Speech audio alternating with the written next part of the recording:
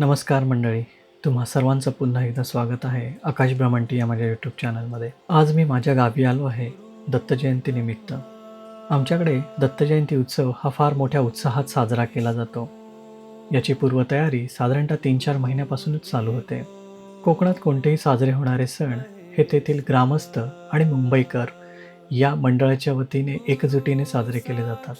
कुणाचं लग्न असो, कुणाचं कार्य असो, या अशा प्रकारचे कोणतेही उत्सव असतो, या सगळ्यांमध्ये मुंबईकर मंडळ आणि ग्रामस्थ मंडळ या सगळ्यांचा समावेश असतो. आता जी तुम्ही ही दत्तगुरूंची सुबक मूर्ती पाहत आहात, याची स्थापना 1954 साली झाली होती. तेव्हापासून तर आतापर्यंत दत्तजयंतीचा कार्यक्रम हा अविरतपणे चालू आहे. कार्यक्रमाची सुरुवात दत्तजयंतीच्या सकाळपासूनच चालू होते. सकाळी होम, अभिषेक, हवन, पूजा करून श्री दत्तगुरूंची स्थापना केली जाते. कोणताही उत्सव म्हटला तर त्याला आर्थिक तरतूद लागते आणि आमच्या इथेही प्रत्येक सभासदांमागे वर्गणी बसवलेली आहे. पण दत्तगुरूंच्या कृपेने आम्हाला असे देणगीदार लाभलेले आहेत जे दत्तजन्माचा पूर्ण खर्च तसेच दुसऱ्या दिवशीचा दत्त महाप्रसाद याचाही खर्च उचलतात आणि याच्या पुढेही हा खर्च करण्यासाठी इच्छुक देणगीदारांची जी यादी आहे ती 2038 पर्यंत लागलेली आहे. आणि यंदाच्या 70व्या वर्षी ज्यांनी खर्च केलेला आहे ते आहेत श्री गजानन धामणसकर, सदानंद सुतार, श्री गोविंद सुतार, श्री नारायण सुतार आणि श्री श्रीधर धामणसकर यांच्यातर्फे हा खर्च उचलण्यात आलेला आहे.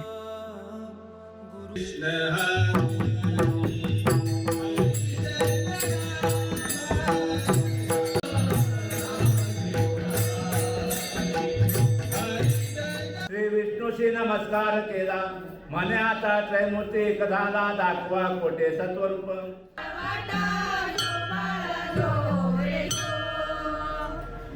आता जी तुम्ही दृश्य बघितली ते पोथी पठण झाल्यानंतर श्री दत्तजन्म पाळणा म्हटला जातो आणि त्याच्यानंतर गोफ फिरवला जातो आणि श्री बाळदत्तांचे दर्शन सर्वांना दिले जाते.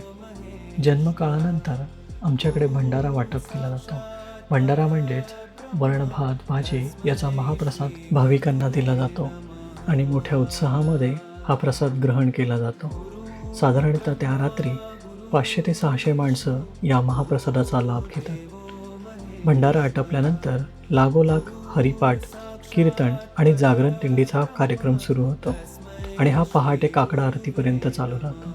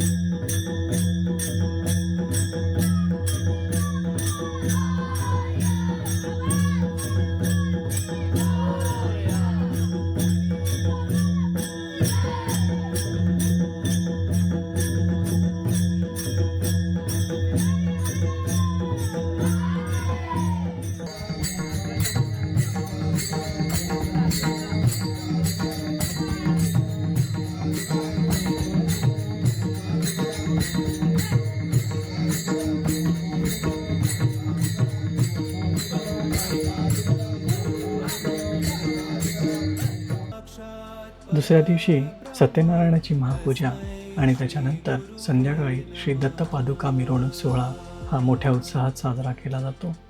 दत्तांची पादुका घरोघरी नेऊन त्याची पूजा अर्चना करून त्यांना प्रसाद वाहिला जातो आणि त्याच्यानंतर रात्री दत्त मंडपात येऊन या दत्त पादुकांची जी मिरवणूक निघालेली असते तिची सांगता केली जाते.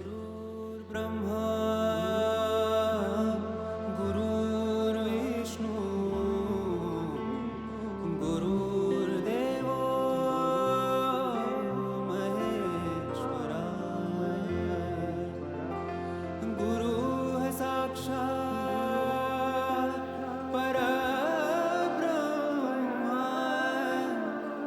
तस्मै श्री गुरुवे नमः। गुरुर्ब्रह्मा गुरुर्विष्णू तिसरा दिवस हा मनोरंजनाचा दिवस असतो. दत्त जयंतीनिमित्त जमलेले एकत्र भाविक हे क्रिकेटचा मनसोक्त आनंद घेऊन लहान मुलांसाठी छोटे मोठ्या स्पर्धा आयोजित करून संध्याकाळी बक्षीस वितरणाचा सोहळा पार करून या 3 दिवसाच्या दत्त जयंतीची सांगता होते. तर मंडळी, हा दत्त जयंती उत्सव तुम्हाला कसा वाटला हे नक्की कमेंट्समध्ये कळवा. आणि जर तुम्ही माझ्या चॅनलवरती नवीन असाल तर सबस्क्राईब, लाईक आणि शेअर करायला विसरू नका. पुन्हा भेटूया नवीन एका ठिकाणी. तोपर्यंत धन्यवाद. गुरुर्ब्रह्मा गुरुर्विष्णू गुरुर्देवो महेश्वरा गुरुः साक्षात् परब्रह्म तस्मै श्री गुरुवे नमः. गुरुर्ब्रह्मा गुरुर्विष्णू गुरुर्देवो महेश्वरा गुरुः साक्षात् परब्रह्म तस्मै श्री गुरुवे नमः.